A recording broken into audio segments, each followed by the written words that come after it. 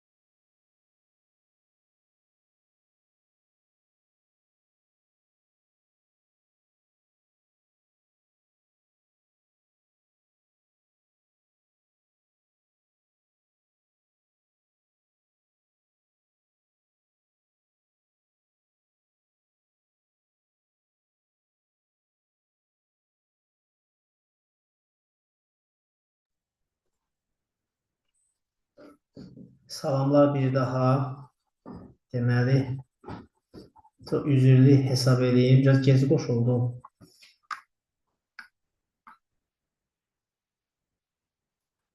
Hə, rəqsəm əlimə də gəldi.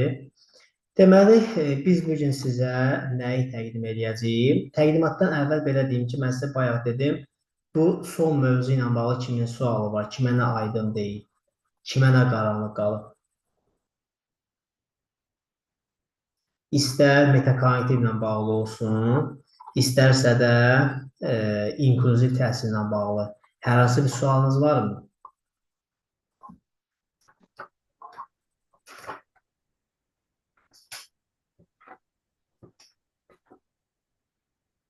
Müəllim, bayaq periyoda dediniz, Evqard Devs. Edgard deyil, Camidas, bəli.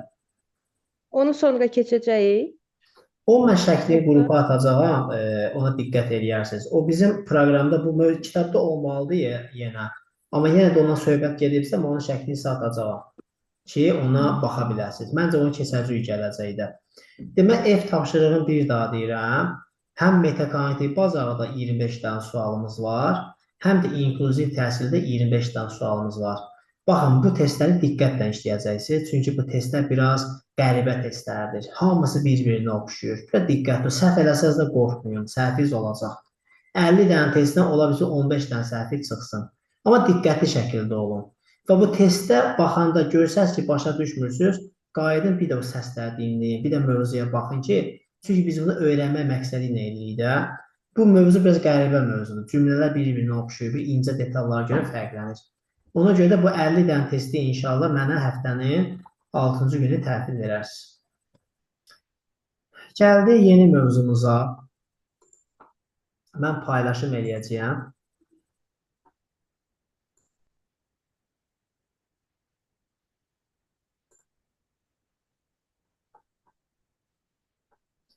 Ekran görürsünüz. Bəli, müəllim. Həmin başlığa gələk. Görürsünüz, inklüzivliyin şəklini nə qəşəng burada verilir. Şagirdlər bir-biri ilə ünsiyyətdədir. Əl arabasında da bir nəfər var, o da çox rahatdır. Gəldi belə, biz bugün sizə keçəcəyik. Bir fəsilə biz başlayacağıq. Təlimdə öyrətmə və öyrənmə prosesinin təşkili. illik və gündəlik planlaşdırmadan danışacağıq. Təlim nəticələrindən bugün danışacağıq. Qiymətlənmə meyarlarından danışacağıq və s. İlk olaraq bu şəklə diqqət edək. Hamı görür şəkli. Deməli, nəticədən planlama. Və buna indi deyilir nəticədən planlama. Amma əvvəlki dövrdə buna deyilirdi geriyə plan alma.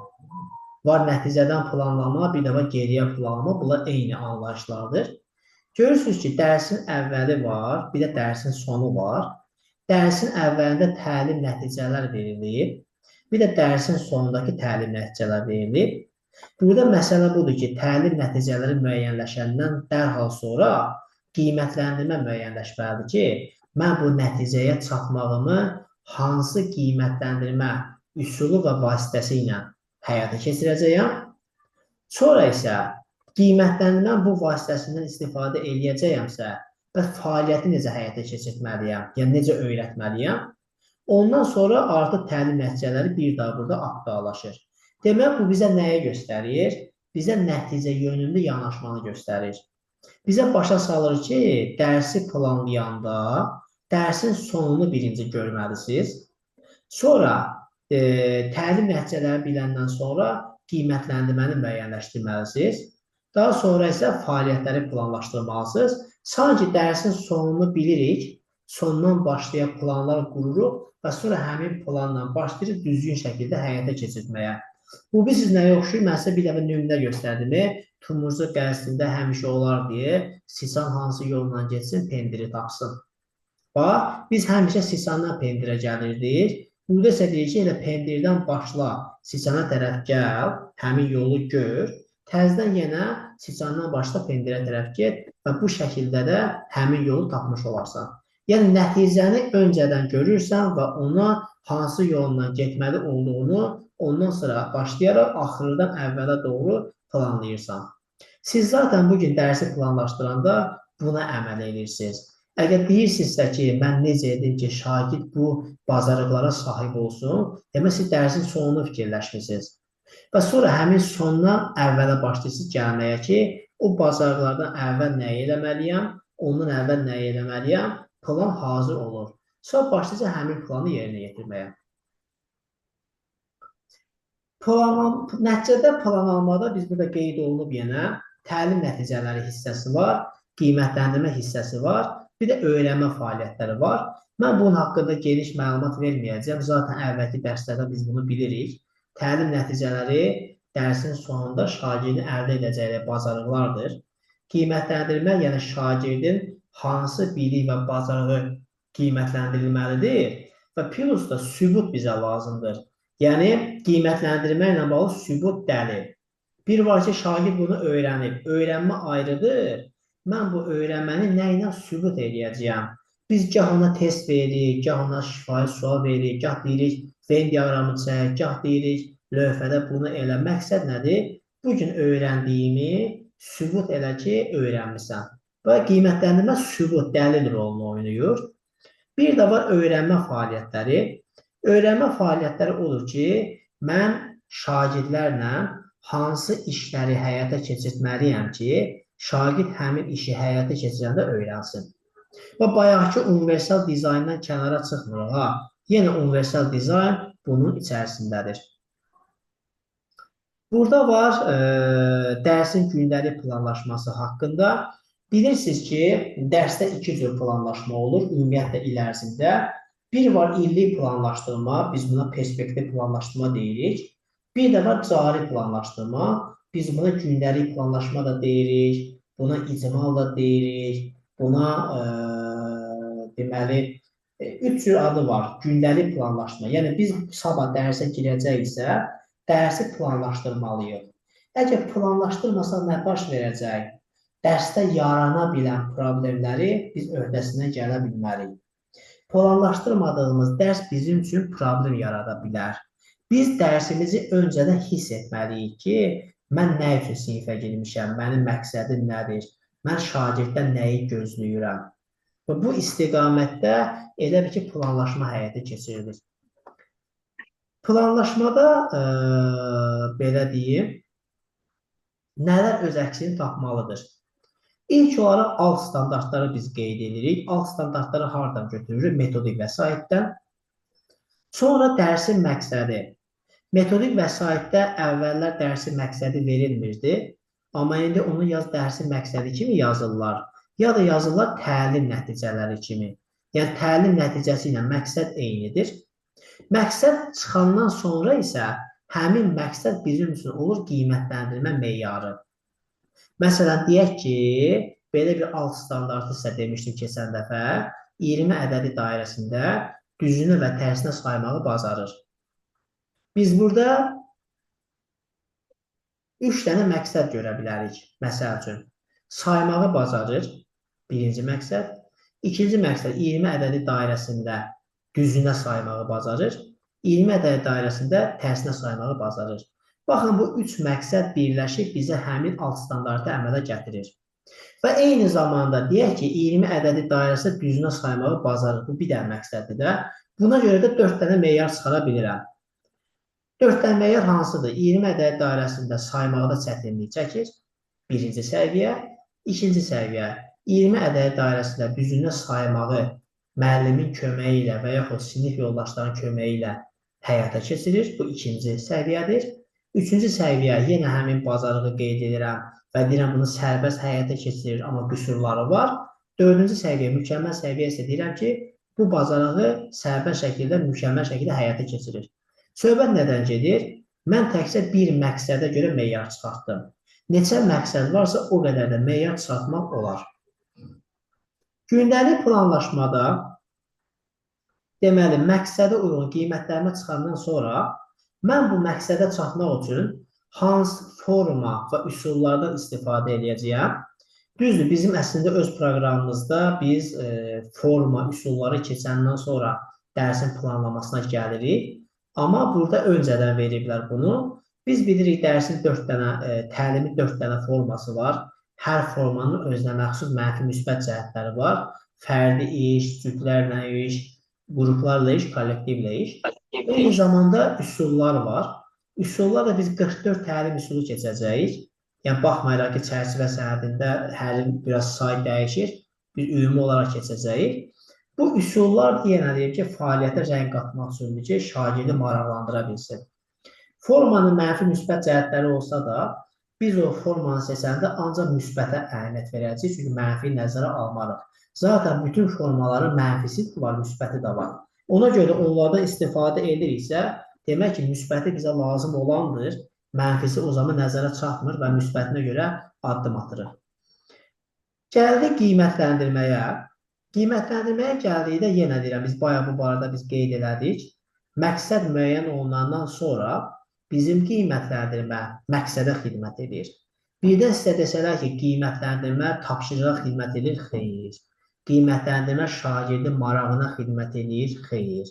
Qiymətləndirmə məqsədə xidmət edir. Bəs məqsəd hardan yarandı? Alt standartdan yarandı. Buna görə bu anlayışlarla həyata keçirilir. Mən sizə ilk əvvəllər kurikulum səciyyəvi xüsusiyyətini keçəndə orada bir xüsusiyyət demişdim.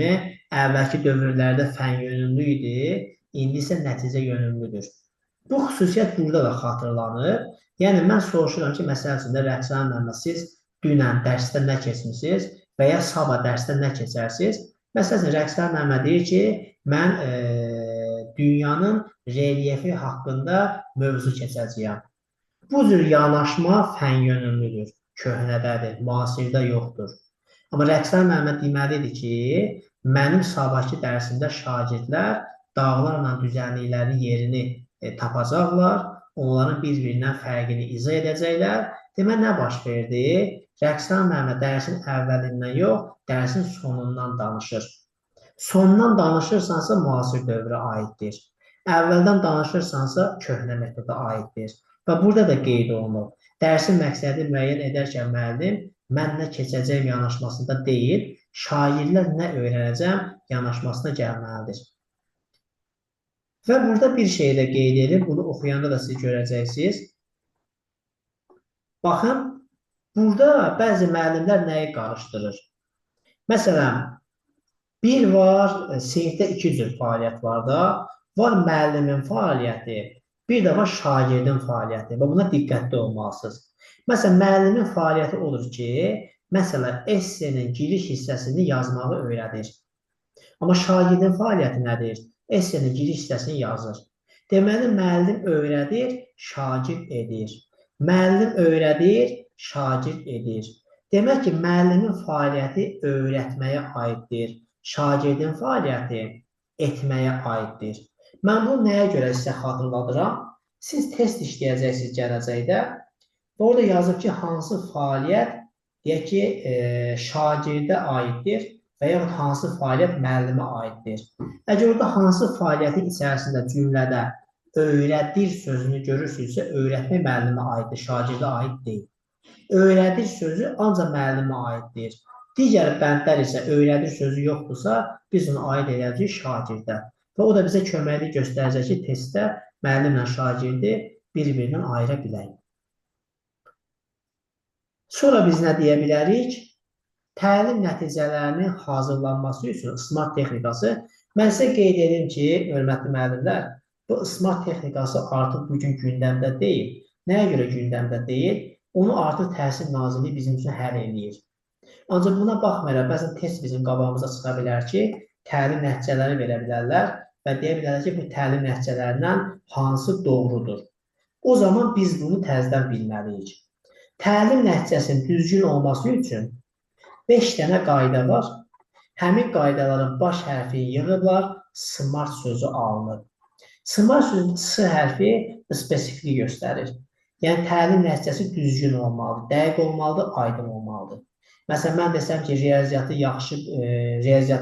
riyaziyyatda məsələləri yerinə yetirir, bu spesifik deyil. Mən deyim ki, riyaziyyatda trigonometrik məsələləri yerinə yetirir. Yəni, trigonometriki mən qeyd eləməliyəm ki, o spesifik olsun. Eyni zamanda measurable, yəni ölçülə bilən olmalıdır.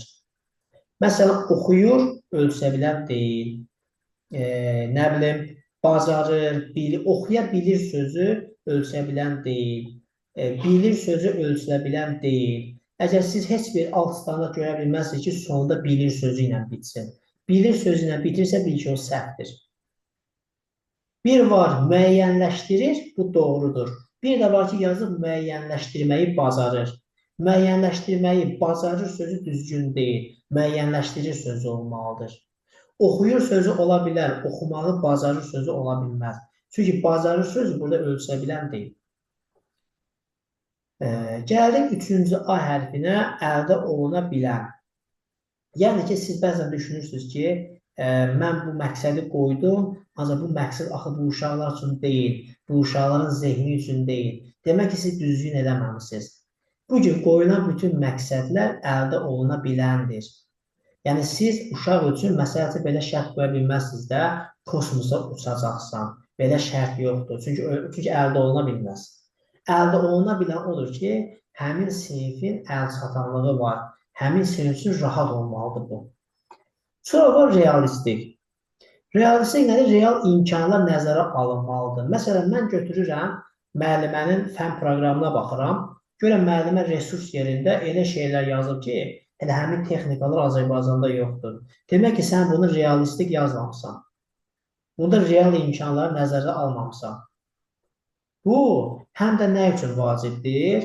Məsələn, belə bir test görəcəksiniz gələcəkdə. Məsələn, müəllim qərar verir ki, bu dərsimizi gedək tarix muzeyində həyata keçirək. Bu zaman hansı proses yarana bilər? Realistik pozula bilər. Niyə? Muzeyin şəraiti, sinif şəraiti ilə eyni deyil. Sən muzeydə cəmaata deyə bilməzsən, sakit qalın, mən dərs keçirəm.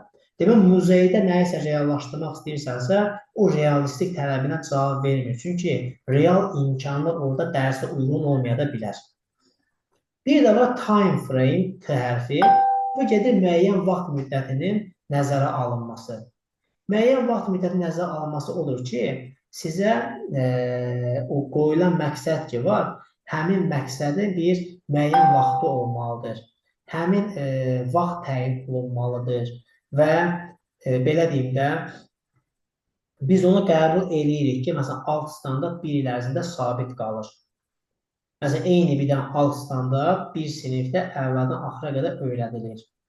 Amma bu dərsdən o dərsə keçəndə yenə də alt standartlarda həmin alt standart yox, başqa alt standart olur. Görürsən ki, əvvəlkindən istifadə eləyir.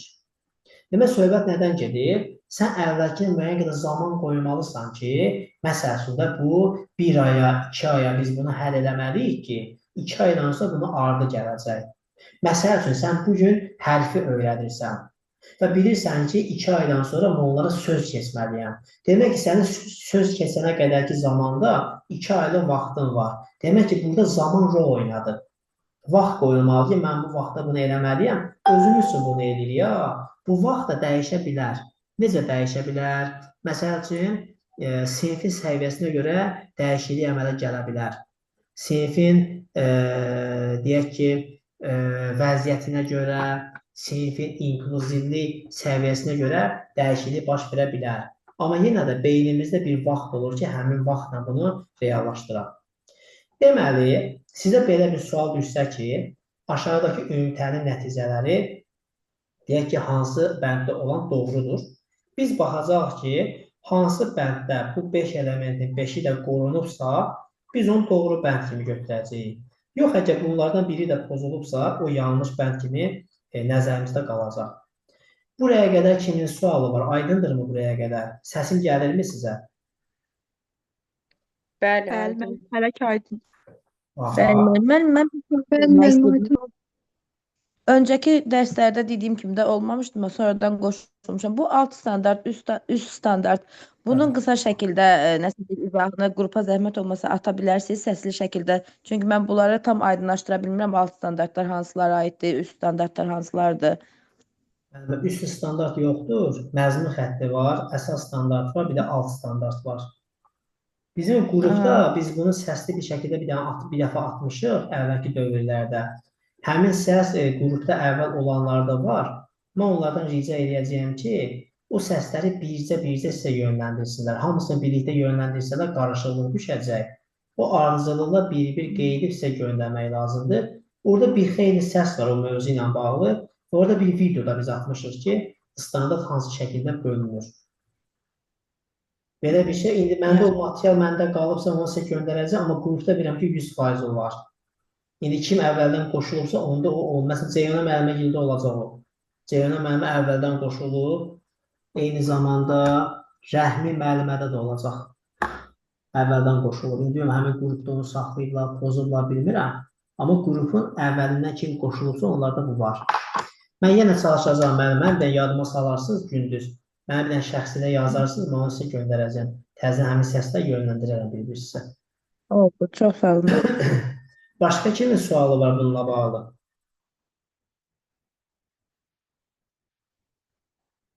Buraya qədər aydındır. Bəli, müəllim, aydın. Aha. Gəldik maraqlı hissələrdən birinə, yenə bu mövzu ilə bağlıdır. Müəllimlər ən çox məktəbdə nədə səhv edirlər? Ən çox səhv odur. Görürsən ki, bir dərsdə müəllim çoxlu şəkildə məqsəd müəyyənləşdirib.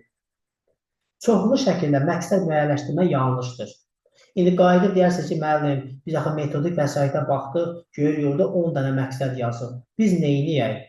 Mən də sizə bunu deyəcəm. 10 dənə məqsəd yazılan dərsdə 1-45 dəqiqə üçün nəzərdə tutulmur. Onu siz 3 dərsə, 4 dərsə həyata keçirməlisiniz. Siz çalışmalısınız ki, bir dərsdə 2-3 məqsəd olsun və həmin məqsədə də bir-birinə yaxınlıq olsun. Məsələn, mən bir məqsəddə kvadratın sahəsində, o biri məqsəddə üçbucağın perimetrindən danışa bilmərəm. Kvadratdan danışa bilərəm 3 dənə məqsəd, bir-birinə yaxın olsun, yəni. Əgər müəllim çoxlu məqsəd qoyursa 1-45 dəqiqədə bu səhvdir. Yazıq uşaq birtəhər olacaq bütün bu məqsədlərə çatmaq üçün. İkinci, təlim nəticəsinin şagirdlərə bildirilməməsi. Bizim bəzi müəllimlər hardasa xəsislik eləyir. Məsələn, mən sizə bu dərsdən həmən sonra bir video atacağam ki, müasir dövrdə 7 mərhələli dərs necə həyata keçirilir. O bir dənə modeldir. Məsələn, mən Təhsil Nazirliyindən xahiş elədim ki, əgər sizin cəlb etməklə bağlı bir modeliniz varsa göndərin də, deyə bizdə model yoxdur. Deyə bəs bu müəllim bir şey istəyir, izah istəyir, görmək istəyir. Siz ona nə göstərirsiniz? Ki, belə bir şey yoxdur. Biz sadəcə demişik ki, özləri cəlb etməni yaratsınlar. Amma mən isə buna uyğun bir 7 mərhələli dərs modeli var. Onun videosunu çəkmişəm. O videoda da görərsiniz ki, fəal dərsin ikinci mərhələsində mən deyirəm ki, qiymətləndirmə meyarlarını divardan asın. Niyə asın? Çünki uşaq görsün ki, nə üçün çalışır. Bu 45 dəqiqədə müəllim nəyə önəm verəcək? İkinci mərhələdə o divara asılır. Dərsin sonunda müəllim yenə o kağıza diqqət yönəldir, şagirdlərə qiymət verir. Bu nə deməkdir? Təlim nəticəsini şagirdlərə bildirmək lazımdır ki, o bilsin ki, nə məqsəd üçün çalışır. Bildirilməməsi yanlışdır. Növbəti yanlış, təlim nəticəsi müəllim çox mürəkkəb şəkildə yazır. Asan bir şey niyə qəliz yazırsınız ki? Axı bunu biz özümüz üçün yazmırıq. Biz onu şagird üçün yazırıq. Mən bilirəm də bu mürəkkəbi hansı formadır. Amma şagird başa düşsün deyə təlim nəticəsi sadə formada yazılmalıdır. Sonra yazır ki, əlavə olaraq aşağıdakı məsələlərdə təlim nəticəsinin yanlış hazırlanmasına səbəb olur. Məsələn, görürsən ki, feillər stativdir. Bilir, bacarır, görür. Axı bu ölçülə bilmir. Görür, bilir, bacarır, bu ölçülə bilən bir şey deyil. Sonra müəllim mərkəzli olması. Bəzi müəllimlər şagirdin nə öyrənəcəyinə deyil, özünün nə edəcəyinə köklənir. Amma bizə lazımdır ki, şagird nə öyrənəcək? Mənim özünün etməyi vacib deyil, şagirdin öyrənməsi vacibdir.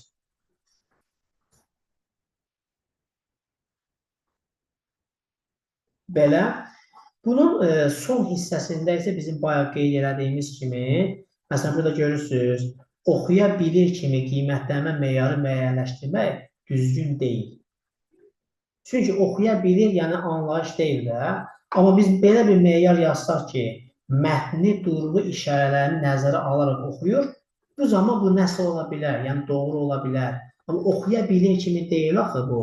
Oxuya bilir, müəyyənləşdirməyi bacarır. Bu kimi meyarlar yanlışdır. Məsələn, siz icmal hazırlayacaqsınız müsahibəyə gedəndə, həmin icmalda bəzən götürürlər meyara birinci baxırlar. Meyar görsələr ki, bu kimi səhvlərlə doludur, daha həmin icmalı səhv hesab edirlər. Çünki meyara baxan kimi bilinir ki, müəllimin xəbəri varmı, meyar necə tərtib olunur. Yəni, meyarlar tərtib olunanda bax, bilir, bacarır, görür kimi şeylər verilə bilməz. Məqsəddə də verilə bilməz, meyarda da verilə bilməz. Eyni zamanda burada qeyd olunmuyor, gündəliyə yazmaq məsələsi. Müəllimlər, gündəliyə siz səviyyə ilə heç vaxt yazmayın. Bəzi müəllimlər yazır, qabağına yazır səviyyə, birinci səviyyə, dördüncü səviyyə. Bəziləri görür ki, valideyn çox şikayət edir, götürüb 5-ci səviyyə yazır. Amma 5-ci səviyyə də kəşf olunmuyor. Gündəlik nə üçündür?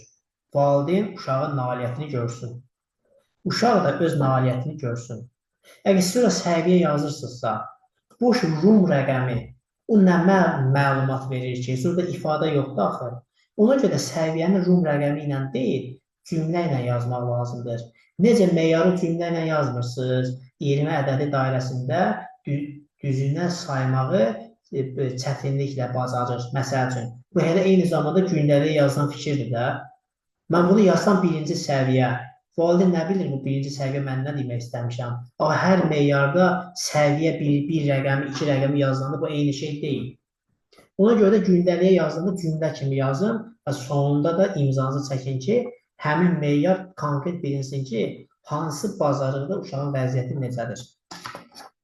Belə müəllimlər, bizim bu gün izah edəcəyimiz hissə bura qədərdir, səhifə 58-ə qədərdir.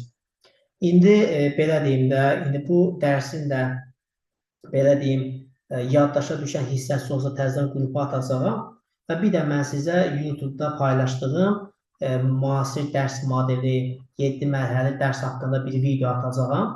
Orada görə bilərsiniz ki, müasir dövrdə ən effektiv model hansıdır və sabah müsahibəyə gedəndə də o model üzərində əməliyyat apara bilərsiniz və eyni zamanda da həmin modeldən istifadə edib özü üçün icmal qura bilərsiniz və hətta icmalınızı mənə təqdim edə bilərsiniz. Mən sizə yoxlaya bilərəm ki, bu doğrudur, yoxsa yanlışdır.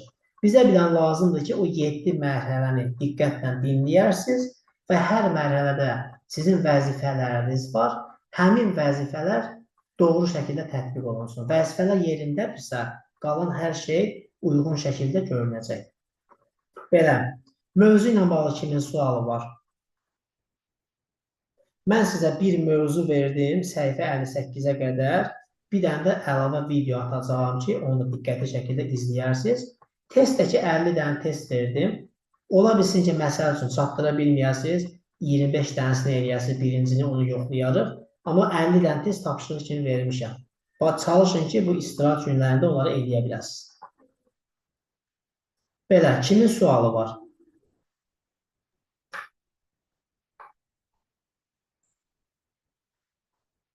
Kimə nə aydın deyil? Aydındırmı? Aynur müəllimə. Mənim Bəli, şey aydındır. Aha. Biz dərsimizi burada yekunlaşdırırıq. Biz sizinlə həftənin 6-cı günü görüşəcəyik və 6-cı gündə biz bu mövzuya bir daha toxunacağıq və siz də bunu zəhmət olmasa evdə oxuyun. PDF var sizdə, qrupda yəqin ki, kitabın da PDF-i var, testin də PDF-i var. Çalışın ki, bunlara baxın. Onlara baxmayanda mən dediyim şeylər siz üçün biraz yaddan çıxa bilər. Amma onu oxuya-oxuya dediklərim sizin yadınıza düşə bilər. Daha da rahat ola bilər.